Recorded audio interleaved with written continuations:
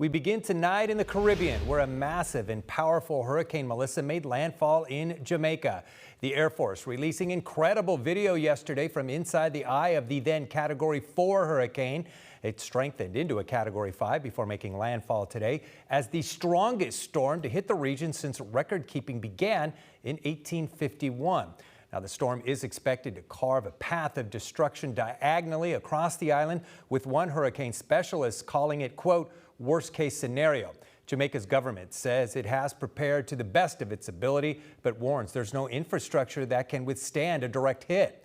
Along with winds near 200 miles an hour, the storm is also expected to drop feet of rain in some places and cause a life-threatening storm surge along coasts and waterways. Already, tens of thousands of people are without power, and officials warn more who sheltered in place may be left in the dark as the storm slowly progresses across the island. The electricity grid has already been impacted by hurricane conditions, which have caused several power outages across the island. Several generation units, critical high voltage substations, transmission and distribution lines across the island have been forced out of service by the hurricane force winds and lightning.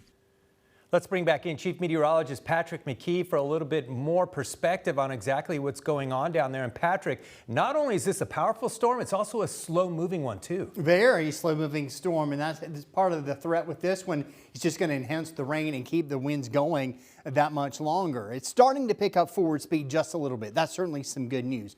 There's the center coming on shore. It looks like now, we're very obscure, but it looks like it's starting to move back over open waters now of the Caribbean, on its way now toward Cuba. But certainly the second half of the storm, the southern part of it, still to go over the island. Eventually, over the next 4 to 6 hours, they'll start to get a break from this storm.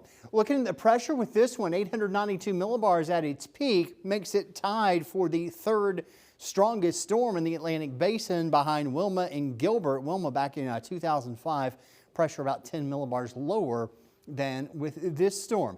Here's the very latest with the 5 o'clock advisory on this storm. 145 mile per hour with gusts up to 175. We'll see this cross over Cuba here as we head tonight into tomorrow morning. Headed into the Bahamas as we head into the day on Wednesday, and then it lifts northward. Watching it for Bermuda as we head early into the day on Friday before it then flies off to the northeast and over the North Atlantic open waters. And then eventually the storm will be no more.